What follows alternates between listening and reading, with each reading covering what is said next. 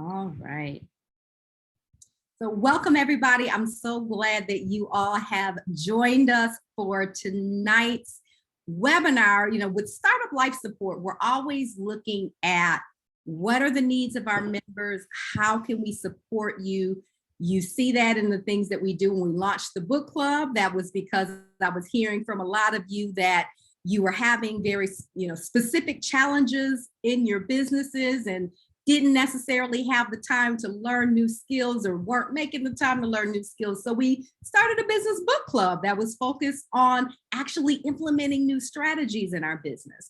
And one of the things that constantly comes up for us when we're often in our small mastermind breakouts is that money can be a challenge.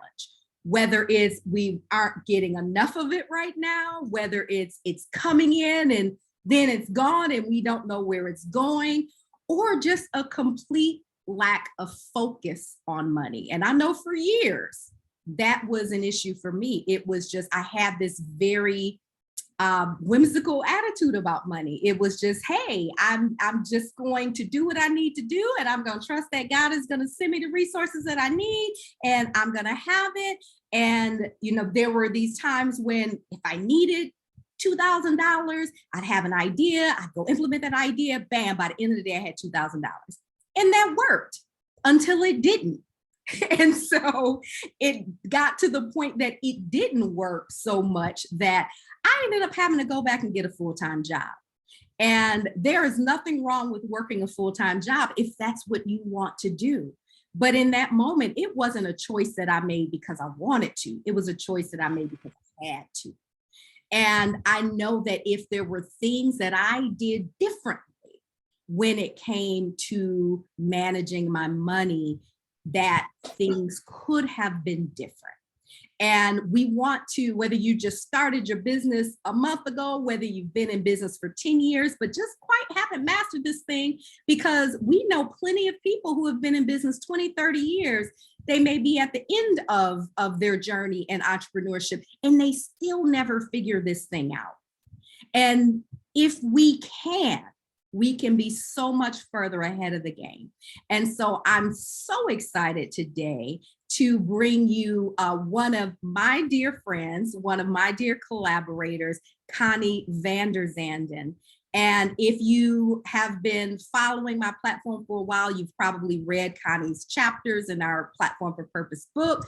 You may have seen other webinars that she's done with us. But one of the things that I love so much about the way Connie talks about money is that it's not so scary. It's not so intimidating, because I was intimidated by the numbers for a long time. It just seemed so overwhelming. But then once I got a process in place, once we got over that fear, got over that overwhelming, I realized how powerful being on top of your numbers feels for you, and how much more control it gives you in the decisions that you make when it comes to your business. And so and every opportunity I get to give Connie a camera or a microphone, a platform, then I want to do it, because I know what I've been able to benefit from, and hearing her teach, I know that you all can benefit from as well. So welcome, Connie. I am turning it over to you. Thank you. I love, or good evening, everybody. I don't know if everyone is here in the US. If you could put in the chat where you're from, that would be helpful for me to understand where everybody's energies are. I know a few of you are in Arizona. Oh, Michigan. Okay. So I'm in Oregon, and the story Aisha tells about being somewhat disconnected from her money, even though I have 36 years in the accounting industry, I did the exact same thing, especially when I went to grow my business. I would do the bookkeeping at 1 or 2 o'clock in the morning whenever I had a free chance. And I was totally disconnected from how it was coming in. I was hustling harder to bring in more, but it seemed like it was going out faster than I could keep it. which is why my debt increased, and I had to heal that. And so I'm going to share a few things that I found out to heal it myself that I've used and that I work with clients on. As a cash flow and business mentor, mostly these days I work with entrepreneurs who are ready to grow. They have a team, but they don't know how money is going to support them. So it's going to be very similar, but I want to now, recognize where you guys are in your business, or you all are in your business. Let me use pronouns, quick correct pronouns. Are you guys, can you in the chat tell me if you're just starting, or how long you've been in business? Are you, a year in, 2 years in? You're just getting ready to jump? 12 years for Dawn. Okay, so we're going to have a variety here. Great. Okay. All right. So this, even if for those that have been in business 12 years, like Dawn is, or Amara, who's in 4 years, some of the things I share, and if you feel like, oh my gosh, I've never done that, don't worry. A lot of businesses don't until they're in years 5 to 7. And then still some as they mature or evolve, because every business evolves, these may come into play more often. So I have slides, so I'm going to share my screen.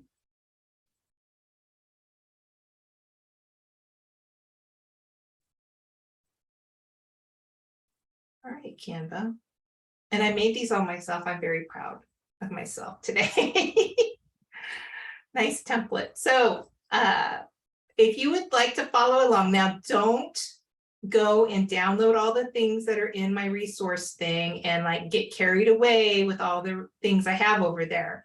But if you want to go to this bit.ly, there is a copy of the slides in there, or if you want to take a copy of this fancy thing here, and you can get those downloads. There's going to be a couple spreadsheets I'm going to demo and a couple of reports that I reference to.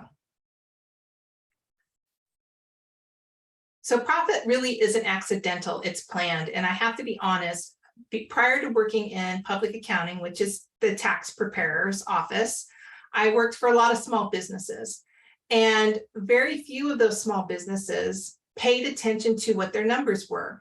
I think the owners looked at the profit and loss statements, but really their focus was what was in the bank account. And if the bank account was up, they were positive. If the bank account was low, they were in the hustle phase. And so profit needs to be planned for. It needs to be budgeted, and creating that word budget I don't really like. I usually use the word financial plan, but you have to like look at how you're bringing it in. What are you doing with it? And for the long time, I was charging prices based on what everybody else did. Bookkeeping is a commodity. That's what I was selling. So I would sell it at a rate that everybody else was charging, which worked great when I was a home-based business with low overhead. When I went to grow my business, got commercial space and team members, that pricing did not work any longer. And it took me about 3 years to figure that out. Again, because I didn't plan for it.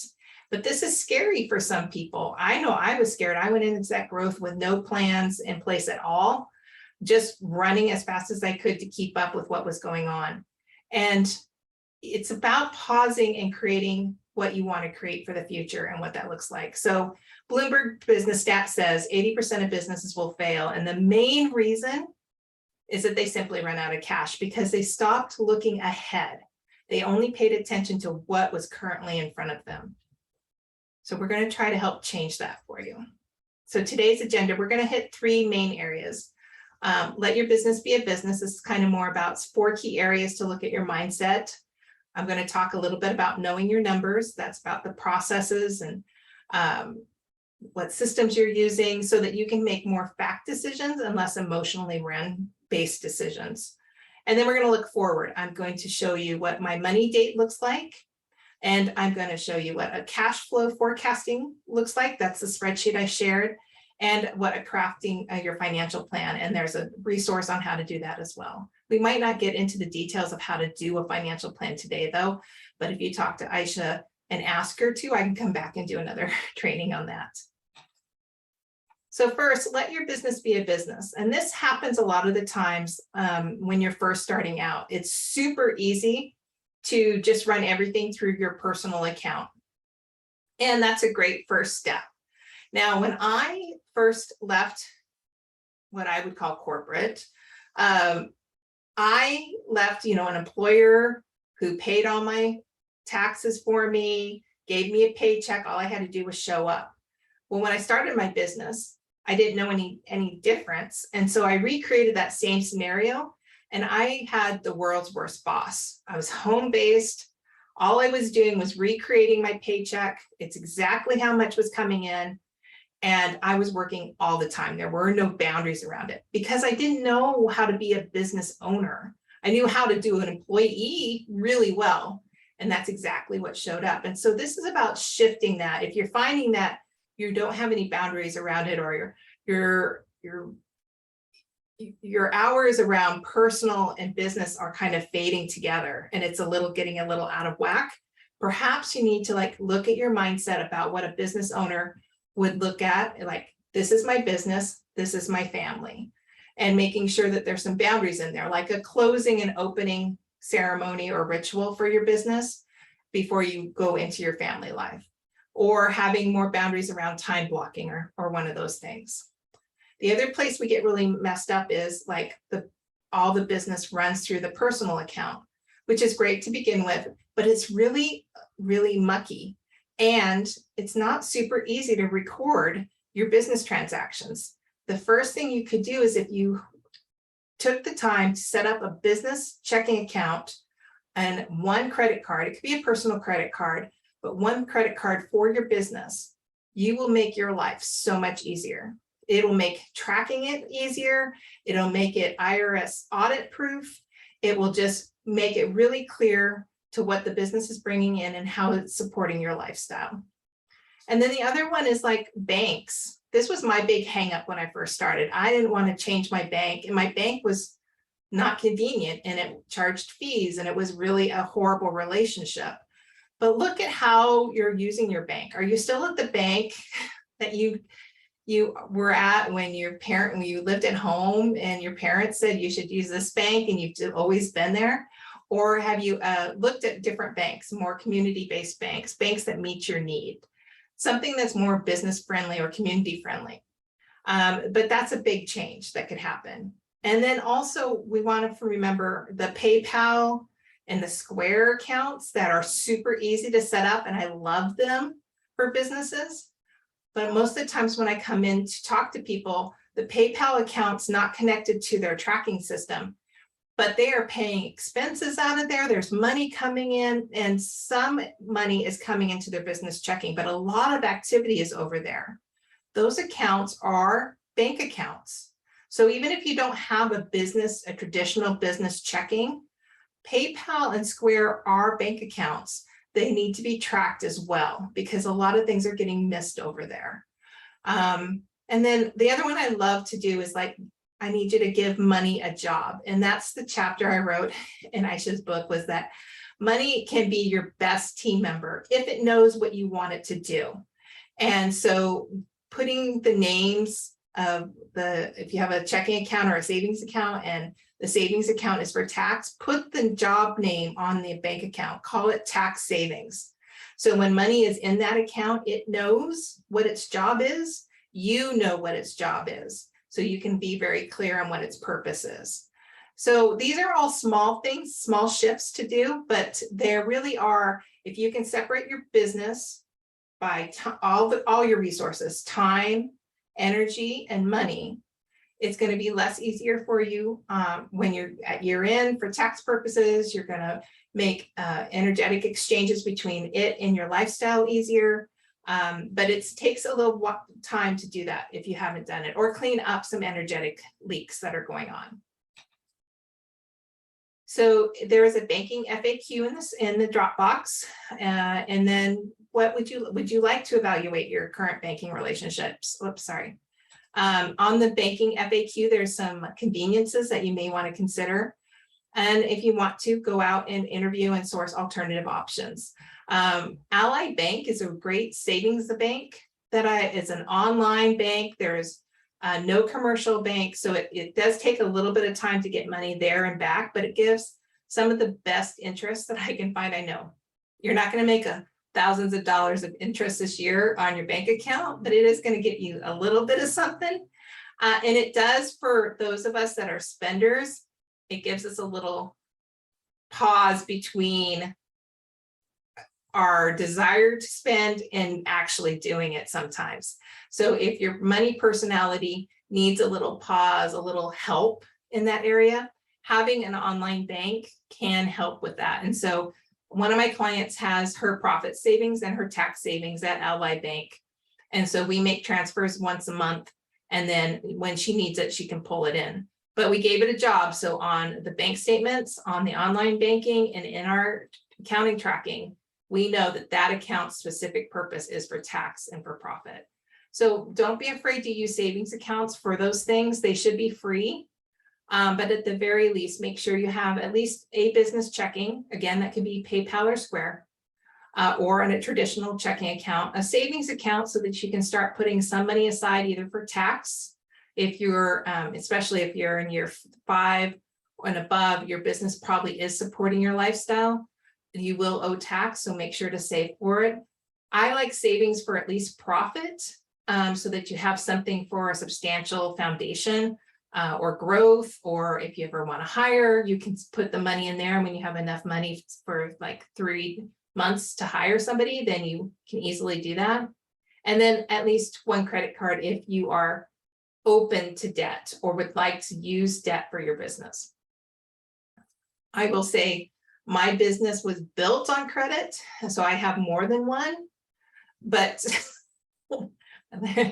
try to kind of limit it so that you have a good payment plan on what that looks like. But today's session is not on debt. I can do that again on a future time. But those are just the basics. And so the next thing I come across business owners on is that they come to a meeting with me and they are nervous because they don't understand the terminology. My tax preparer asked me for my peak profit and loss, or my tax preparer scared me and told me I owe this much money. I've even had a few people in the last couple of months tell me they've gone to their tax pro and they've yelled at them for certain reasons and shamed them. The problem is that accounting is actually a foreign language that not everybody learned. And so, yes, your tax pro or somebody sitting across the desk as a financial advisor has that terminology. But since you don't, we have to learn it, and we learn it slowly. So give yourself a little credit for any knowledge that you have. One of the resources I did add is an accounting terminology sheet of different words so that it can help you learn it faster. But accounting actually is what has happened historically to the business. It's like the scorecard. Like if you've ever gone to a sporting game, baseball is one. When I was a kid, I kept score, and you would do it manually, and you record how the players went around the bases, if they hit home runs or singles, and then you could look at that later and see how well that player did or what type of improvements they needed to do. Accounting is the same thing for our business, and it tells us what we're actually doing with our money. So the first thing always is to know your numbers. So the tracking is starting to tell the story of what's going on. So the first item is a little bit of self-awareness. Now, did anybody immediately, as I showed this, start to think, I'm not a numbers person. This isn't my gig. I'm just not set up to know those things. I'm not good with money. Maybe somebody told you where you were not good with money. Any of those items come up, that's where your self-awareness would kick in. And just pay attention to it. Just pay attention to what are your beliefs about money itself? What are your beliefs about numbers?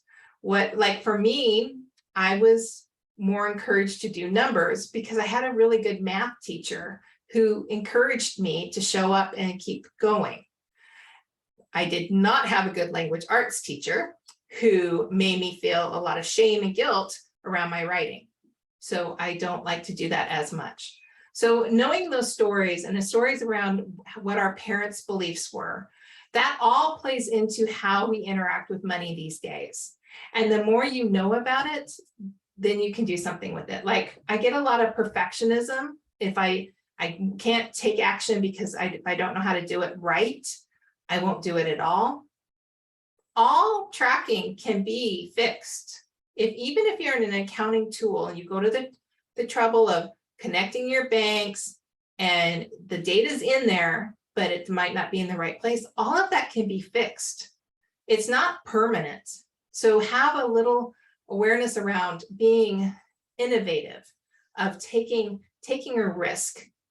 But we have this fear of Uncle Sam's going to come and knock on our door, and perhaps that happened in your past. And that was different. This is your story now. So keep a track of that, like in a journal. And if you really need to, you can seek out a money coach who's going to listen for those words, or a therapist. I worked with a therapist for a while that helped me with those words. My word was just enough to pay the bills. That is how I started my business in 2001. And I still was saying that in 2007 when I went to grow the business. And that's exactly what was happening. And I wasn't even aware those were the words that were coming out of my mouth until a coach told them to me. So sometimes we need that reflection back. So ask for help, ask for an accountability partner. You don't always have to pay for somebody to do that. Next is our tracking system. And it can be anything. How many of you are actually in an accounting tool? If you can drop one as in there in the chat, like, yes, you are. If you have a tool you really love, you can drop that in there. People always like to know that. Now, Juan, do you really like QuickBooks?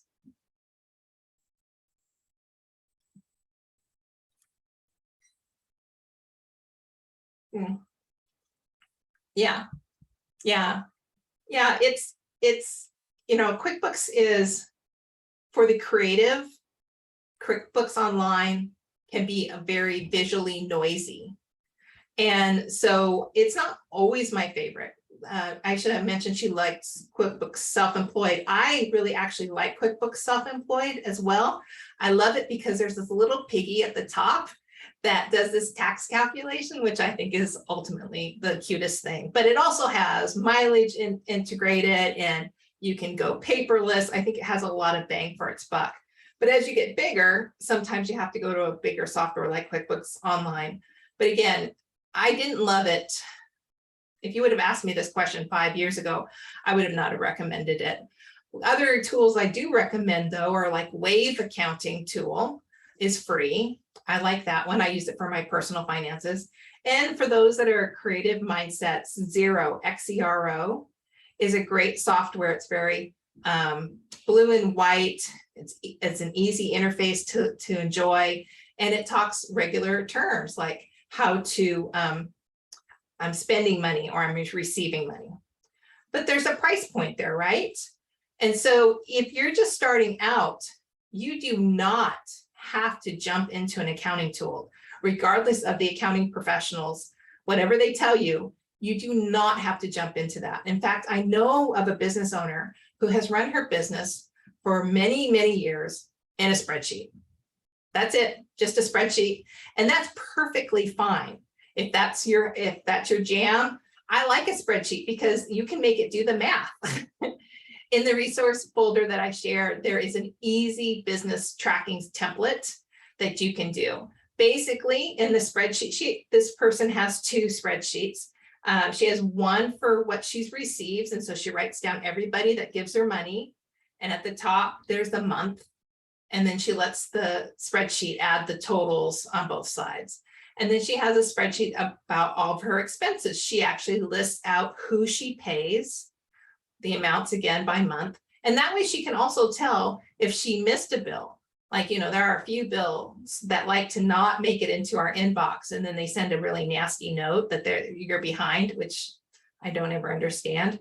But, you can be that simple, or you can put it in more of a summary format, which is what the template I shared shows. And say you're not Excel friendly. Well, You can hire somebody to do a template for you, or you can just do it on paper. It's great. I mean, you will save money if you use a tax pro, if you can at least put it into a spreadsheet, because then they can like see that the math is being done for you. If you're doing it on paper, they may like want to do their own bookkeeping, so there's an additional fee for them to do that. But I used to also have a client who would take her statements. This was when we weren't paperless. She would take them and highlight them. So she would highlight all the expenses of what they were, and then she would tally them up. She would only do this once a year, so she wasn't really using her numbers, but that's another option too. So find a way that works for you. Now, when it comes to tracking systems, the things I say is when you stop updating that spreadsheet because there's too many entries to enter, that is your sign that you need some automation. That is your sign that you would start looking at the different tools like Wave Accounting or QuickBooks Self-Employed, something that helps you automate that process. That's what you would do. And then you can get some support again. You can just hire somebody to help you get it set up that one time. There's training involved, and a lot of the tools have pretty good support. Wave Accounting has really great support.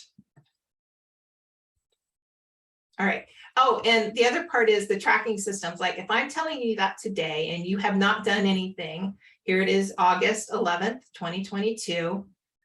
Just start from today. If you have a space of time next week, start your tracking tool as of August and move forward. You can always go back and fill in those little pieces, but I think that's the other pieces. People are like, oh, I can't do it. I have to start it in January. That's like calendar, that's great. Yes, it would be nice to have a full year in your tracking system. And that's a lot to catch up on. 8 months is a lot. And I just would like you to get in there and start tracking it so that you can build a muscle. And then as your muscle builds and you get stronger, then you can go back and add the detail. Now, the third one is audit proof yourself. And this is a pretty big thing right now, is that we are mostly paperless. You go and you're paying everything on credit or debit cards. You're not getting receipts. I hate to tell y'all, but your statements aren't enough to get you through an IRS audit. The IRS says, great, here's your receipt that you bought at Amazon, but what did you actually buy? They're going to want a receipt. And so a lot of my clients now are getting a lot of email receipts. And so we have set up, if you're in Gmail, you can set up an accounting at email where all your receipts go to, or some type of dummy email that's where it all is stored in. I usually take all my receipts and I print them to a PDF and then save them on my computer once a week during my money date. Or you can take I have one client who loves to use his phone to take a picture of the receipt. Sometimes I can't see the receipt very clearly. I have to like scroll in to get to the detail, but that works really well also, because the receipts can be gold, especially for this one client I work with, because sometimes he pays with cash, sometimes he pays with his personal card, and sometimes he uses his business card. And so if he had not taken a picture of the ones he paid with cash on, we wouldn't be able to take that expense for the business. So it does take a little bit of concentration to like figure out how you paid it and where that's going to be tracked at, but it's there and we can always go back and look at it. And go paperless whenever you can. The receipts these days that you may get, the paper that they're printed on, they're not historically being saved as well. I got a receipt the other day and I couldn't read it the next day. I don't remember what it was. It was at some grocery store or something, and I just could not even make it out. And so when you can, go paperless. And the last one would be to collect W-9s. And this is a longer story, but I'll just give you the quick one. If you pay somebody to do a service for you, like if you hire a bookkeeper, pay them with an actual credit card, Square, PayPal. Do that and you won't have to do W-9s or 1099s or anything like that. So that would be my thing. But if you're going to hire somebody who's going to do work for you, there's a form called the W-9. And again, treating your business like a business. The business sometimes has to file informational returns. And so a W-9 is what you would send to a contractor, even a coach, anyone that works for you, that you collect their information and their federal ID number in case you might need to file a 1099 for them. That's the one thing I see most businesses do not do. And if you get asked that by your tax preparer and you have to hurry and do that in January, that's a big headache. And if you get caught, there's a big penalty that you're not going to want to pay. But it's very frustrating. W-9 doesn't have to be updated annually, but sometimes it's good. I like to ask every couple years, but when you go to pay them, if you realize that their name changed or their address changed, I would ask for a new W-9 at that point. Okay. And then the fun part here, see, you can have fun. So you would send that anyone that does a service for your company. Yes, Erin, I would send a W-9 and make that request. I really love, this is nowhere in my resources, but Track 1099 is a service I use. They are an online company that sends 1099s and W-2s electronically to the government and to the people that need them. And they have a W-9 service where you put the person's email, like I would put Aisha's email in, and it would send a W-9 request electronically that she could fill out. And then I would keep it in that folder and then use it for filing later. I really like that one. Then that way I don't have to print or mail anymore. It's been a huge time saver for me. And I love them for filing my 1099s. I probably have used them for the last 10 years, just one of my favorite tools. Okay, so customizing to your style. When I go over reports with clients, I see them like zone out because it's so much black and white. We're going to look at a cash flow forecast in a minute. And the reason people like it is there is some color on it.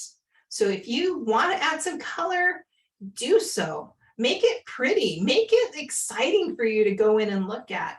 And if you want to use different names of your accounts, change them. If you don't like, you want to call it Purple People Eaters, fine, change it. As long as you know what it is, that's all that matters. If you have a tax pro, they can figure it out. You don't have to have it exactly what the IRS needs. It's simple, you can change it. And then be intentional with your resources. And I'm talking resources, time, energy, and money. So when we're going to talk about your money date, set time on your calendar, make it the most important thing ever to update your numbers. Use a cash handling system. A cash handling system made popular recently by the book Profit First. There's also The Art of Money by Barry Tesler has a similar information about a cash handling system and a money date, but it's about creating smaller buckets so that, again, you're giving money a job, you're moving it out of your checking account into the savings accounts so that you have a smaller bucket that you spend, because it is well known, at least in my household, if that bucket is big, we're going to spend more. But if I intentionally move the money out and there's less there, then I spend less. So, and again, if you're a spender like me, we have to do some of these tricks. If you're a natural saver, I think Aisha, you're a natural saver. No, somebody I know is a natural saver. Not me.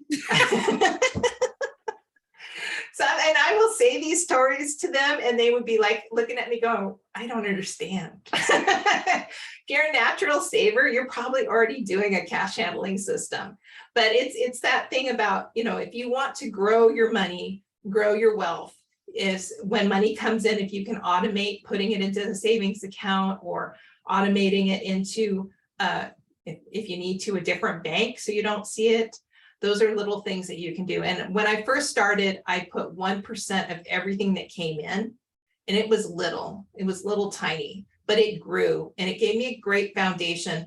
And once my business had its own savings account, it almost has 3 months worth of expenses now. I feel so much better. Like I have a plan B. If things went south quick, I would have it there to make some type of adjustments. And the clients that had this in place before COVID really leaned into it so that they can make changes pretty quickly. All right. So that's the next steps. Build self-awareness around what the story that you're telling yourself around money and numbers. Anybody can be a numbers person. Anyone can be really good at money. It's just about reprogramming what we're saying to ourselves.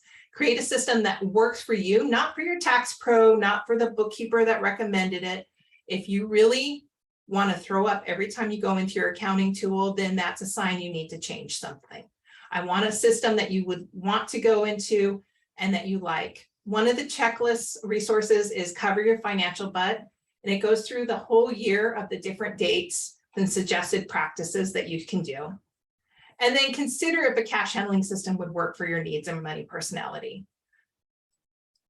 It's not an end-all, do-all. Remember, 80% of businesses will fail. So understand the simple shift early on and be that part of the 20%. And the key of that, tracking and knowing your numbers. So that is called the money date. A money date is a period of time that you set and hold sacred for yourself to update your numbers. And if you haven't done this recently, what I recommend is people do 1 day a week, 90 minutes for 90 days. And it's going to build a habit. And pick a day, pick the day that's you're at your best, your brain is working. Like I don't do anything before 9 o'clock and nothing after 4 o'clock.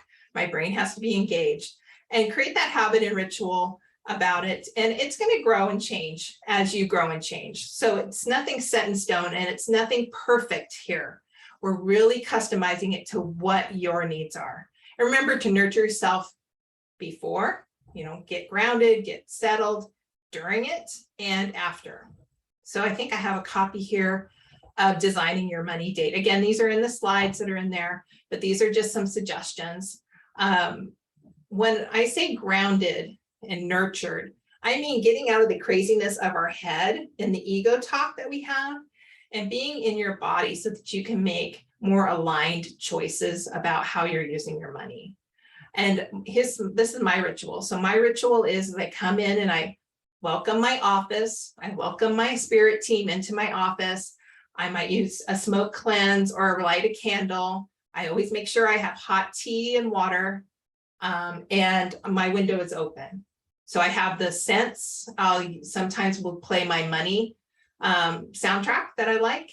And then I have focused time to work just on my numbers. Now I do mine on Sunday and I do my personal and my business at the same time. And that's working for me right now, but I used to do it on Monday. So pick whatever date, nurture yourself, build a ritual. And then I created a checklist because, when I can get into it, I can go all over the board. But I wanted to come back, ground myself by going through all the steps. And so that's a suggested process over there of like, celebrating money. I ring a bell, I do a dance, really get excited that you received money that week.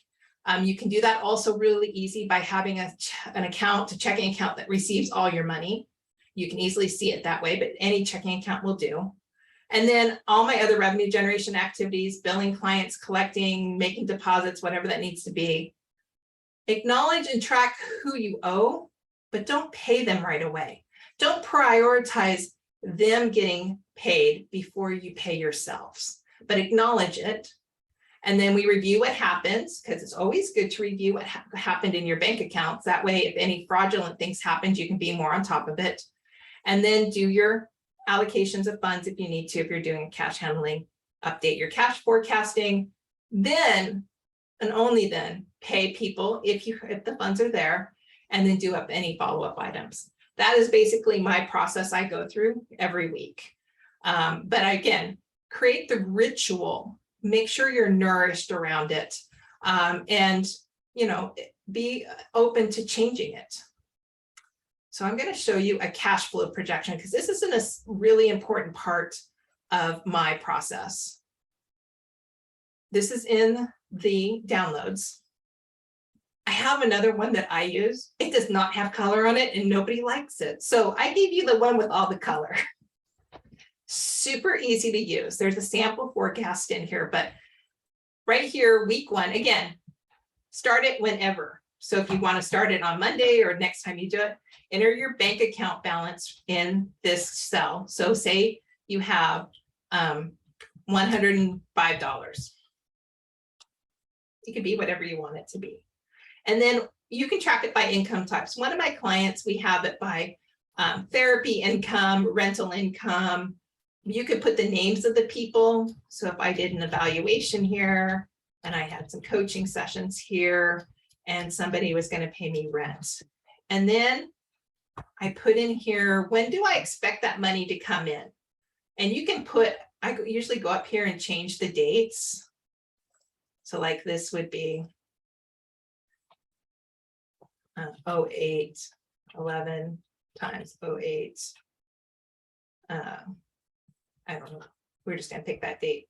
I have to make it smaller so I can see it. So I can see the days, the weeks.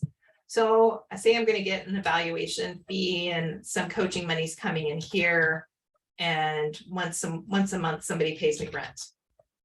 So this again, forecasting, you're looking ahead. What type of money's coming in? When do you expect it to come in? And then we do the same for their expenses. And if you need to add more, just add more lines and then insert some rows above it. It'll all work. So say I have rent once a month and I have my cell phone and internet and whatever, all the things, credit card, I have a loan. And so we put in all the expenses in there.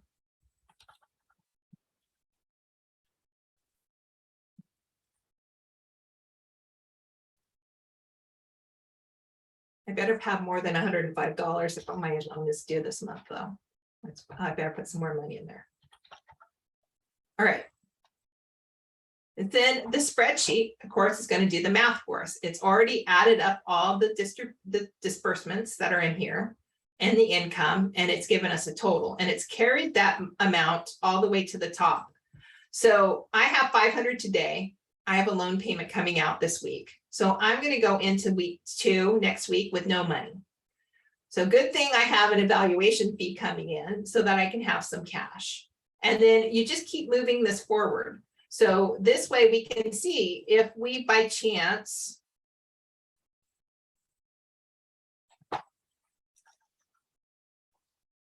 had our rent and we went into the negative. Now, accountants and bookkeepers would be freaking out. Oh my gosh, there is no money. What are you going to do? I trust that you as entrepreneurs can create whatever you need. And now you know in week 9, you're going to need some type of revenue to come in or something else to be created. You would just go, oh, sure. Okay, I need to call that person that I talked to and they've been really on the bench about doing an evaluation, but I think they're going to say yes. So I need to make sure I call and get that money in. And then you put it in your forecast. Again, it's not perfection. If you go in with the mindset of this has to be perfect, a forecast is never perfect. It is throwing darts at a board. And what we're trying to do is get an idea of what happens. One thing can change the whole forecast. One of my clients, it's been really rough. COVID has been super rough in the last couple of months. A lot of team members left and her income decreased quite a bit. We could see it. I could see it weeks out that it was going to happen, that it was going to need to be changed. And she knew it. And we thought through all the things that she could create. What type of new revenue streams could she do? And in the last month, she finally went to cutting costs. A lot of things that she didn't need anymore, she stopped and eliminated that. And we're squeaking by, but one thing can change. Sales can go up a couple $1,000s every week, and that changes the whole forecast. So a forecast is great if you are really wanting to make sure money's coming in, you're prioritizing paying yourself. Maybe you're not paying yourself now. If you're just starting out and someday you'd like to, I would make a line item down here that says pay me. and whatever that amount is, and so that you know what you need to pay yourself, and let it go to a minus. Let's see that minus, see what needs to be created so that you can accurately ask the universe and look for those opportunities to create that amount of money so that you can do that and make that a priority. So this is a forecast. Don't be afraid of it, but do get into the idea of playing with it. There it goes. Because a forecast is really great, because less people are going to want to really look at this next slide, which is creating that financial plan. But when you know your financial plan, then you have maybe more say over your numbers and being more empowered. And we're going to go through this really quickly because Aisha, I'm running out of time, right? Yep, you got about 7 minutes. Yeah, we're going to go through this really fast. There's a whole resource about this, but basically, when you're first starting out, 50% of what you bring in should be going to your household. And that doesn't happen. A lot of people are using their businesses as banks and pulling money out whenever they need it. And since they're not tracking the numbers, they don't ever feel like their business is feeding them and funding their lifestyles, but it is. And so that's how you get those unexpected tax bills. And then they're like, I don't know how to grow. I don't know where my money's going. Well, tracking your numbers will help you understand that. But this is a simple, easy thing. 50% to owner's pay, especially if you're under $150,000 in gross revenue. 30% to tax and profit, and 20% to your overhead. And that usually is a very small bucket, and a lot of people will fight that overhead bucket. So if your overhead is more than that, that's your tools, internet, Verizon, any of your expenses that you're having to run your business, you got to pick a bucket for it to come out of. And usually it's going to come out of owner's pay.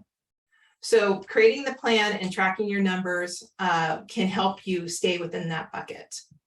So first thing is, knowing what you want. So there's a spreadsheet in the resource thing. If you've never done this before, start with that one.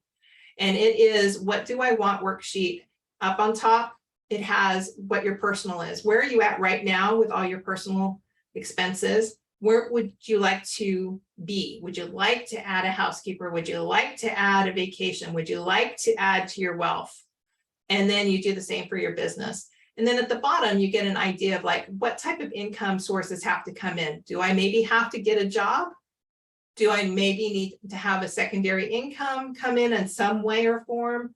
Or am I going to put a lot of pressure on the business to make sure that we're doing both? Once you know the number, don't be afraid of it. Once you know the number, you can do something about it. And that's where the plan is. I feel that a financial plan is a living, breathing document. It's never set in stone. Things change all the time, but we have to put it in somewhere. I like to look at it in a bare minimum, like where you're starting, what would you like to grow into, and then what's your big dream for money? How do you want money to show up? And it's a way for us to like put it back onto money. Like, I need you to show up for me so we can do these great things, so I can have a more expansive life. And it's an outline, and it's an easy way for you to, estimate and play with it. Because again, it's not set in stone. Nobody else is going to see it. It's just for you to play with. But it's a good measurements tool against where you're currently at. What changes could you make? So there is a blog post on my website called 9 Steps to a Financial Plan that you can read as well. But I think it's linked in the resource as well. So treat your business like a business. Separate things out. Treat it like its own entity. We didn't get into that, about my feelings about that. Give money a job whenever you can. Really think about the cash handling system. It changed my life when I started to do that. Mindset and self-awareness, just, constantly look at what your thoughts are. Who are you surrounding yourself with? What are their thoughts? How are they influencing you? Look at what you're reading and watching on TV. Are you around a lot of people who think money is in lack? And you are trying to be this entrepreneur who wants to grow and be in an abundance. Maybe you have to put some boundaries around that.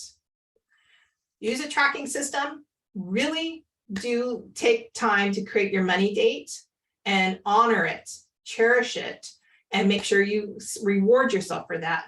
And then be super empowered and use your numbers to look forward. Again, it doesn't have to be anything fancy, be super easy. Don't be really hard on yourself. And through it all, remember to celebrate yourself always, always. Whatever small celebration you do, like today you showed up, you were here live, make sure to celebrate yourself. Maybe don't get a facial or you know, big, you can't go get a car today, but you could, you know, have have tea or coffee, or maybe you're going to go out and get a massage next week. That was my first celebration of doing my cash handling system, was a massage. After 90 days, I had enough money to pay for the massage, but not the tip. I had to, but it's the small changes. It's the small things. Yes. All right. So we've got a few minutes left. Any questions for Connie? No questions, but an excellent brief, Connie. Thanks, George.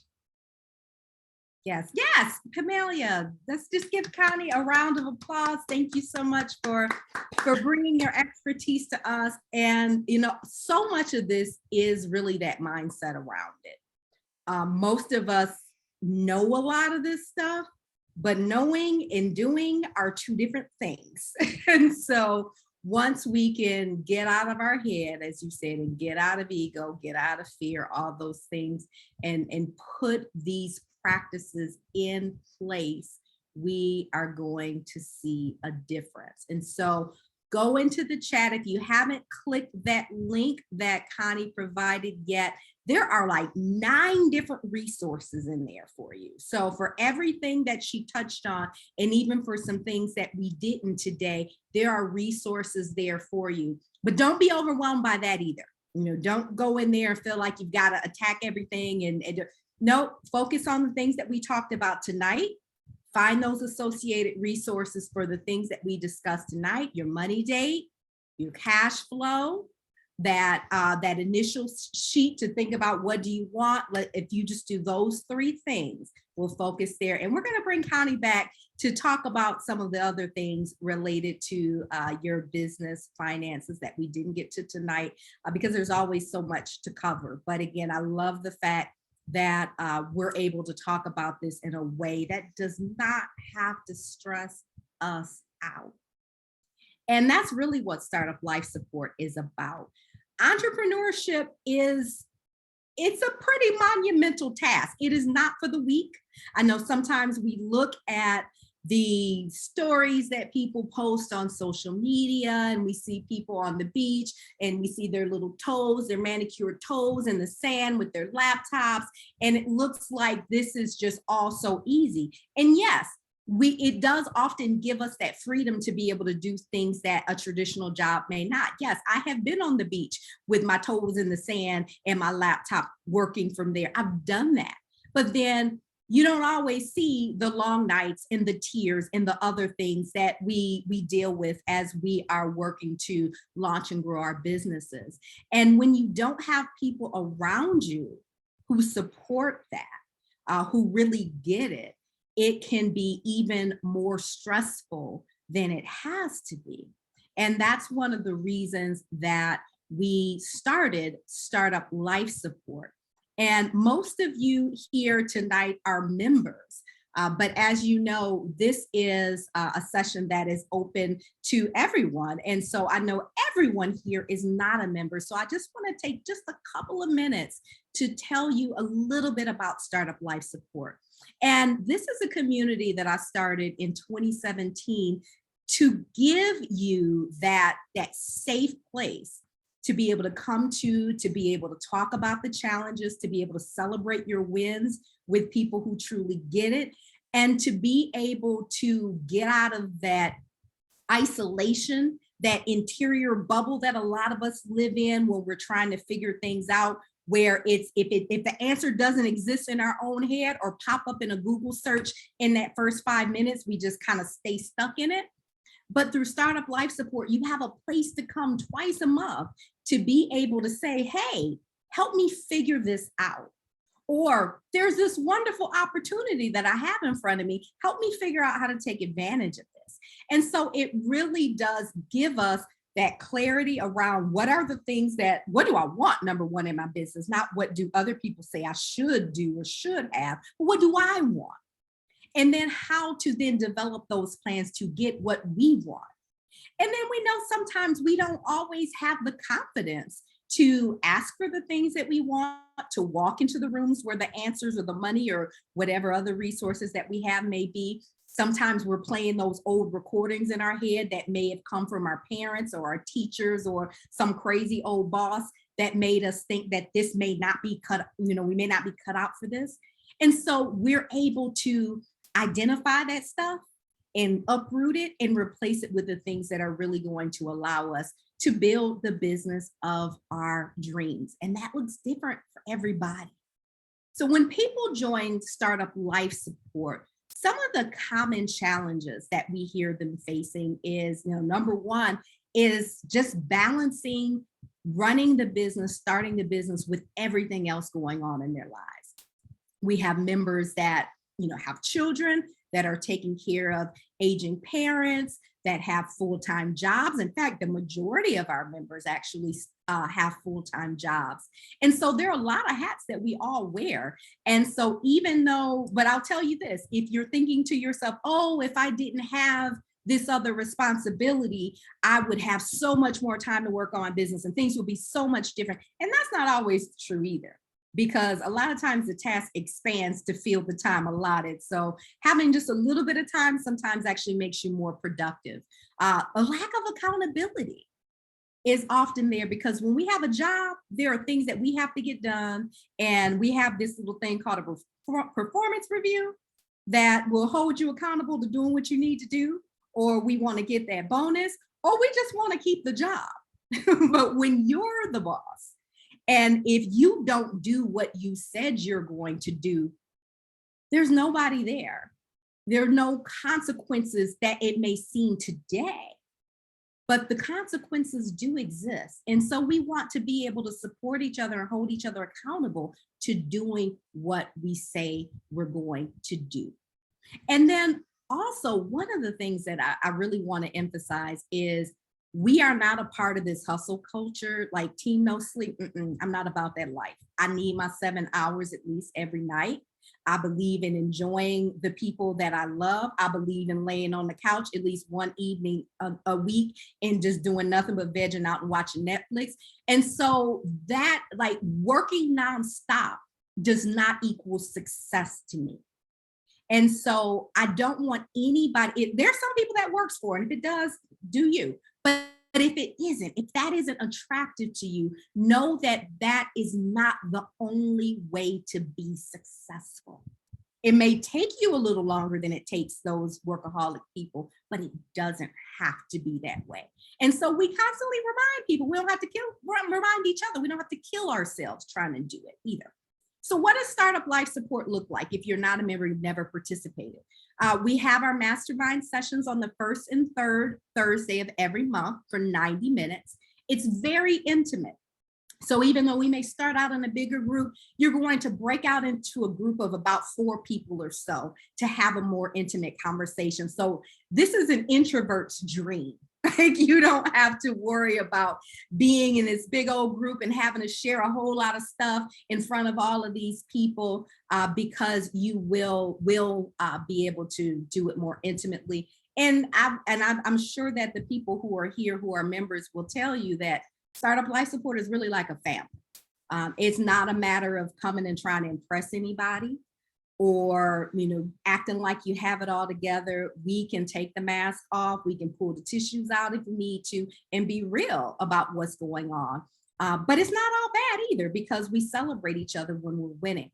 So that is our normal thing. We have our masterminds twice a month. 2 or 3 times a year, we will read a book.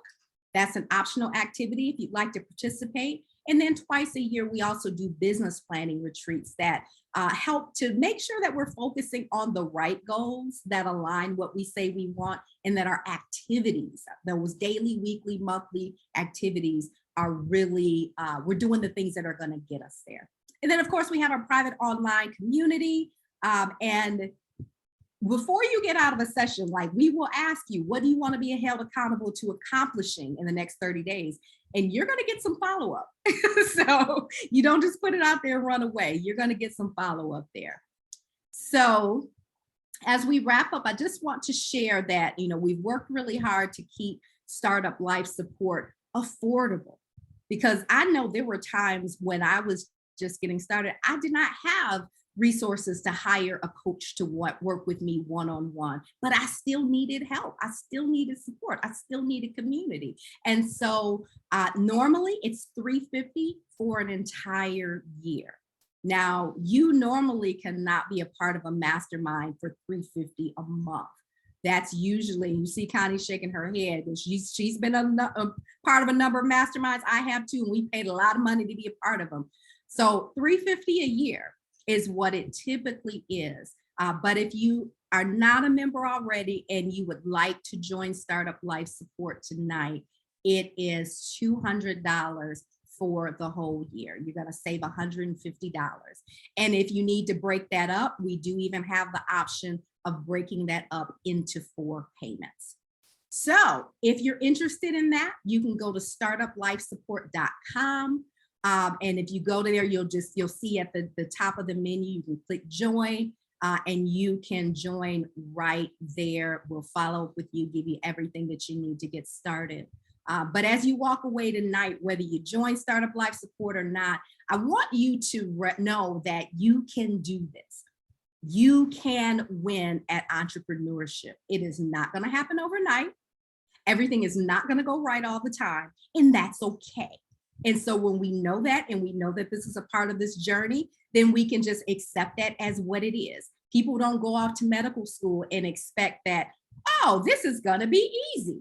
No, becoming a doctor is challenging, and you do it anyway because the rewards are there if that's what you truly want to do. And entrepreneurship isn't always easy, but we do it anyway because our hearts are in it, and we know that the rewards will be there if we don't give up. And so I thank you for joining us tonight. Make sure that you click on that link in the chat and get access to all of Connie's resources. Watch your email because we're going to send out this recording, and we'll let you know when we've got our next session with Connie coming up. So have a good evening, everybody, and we will see you soon.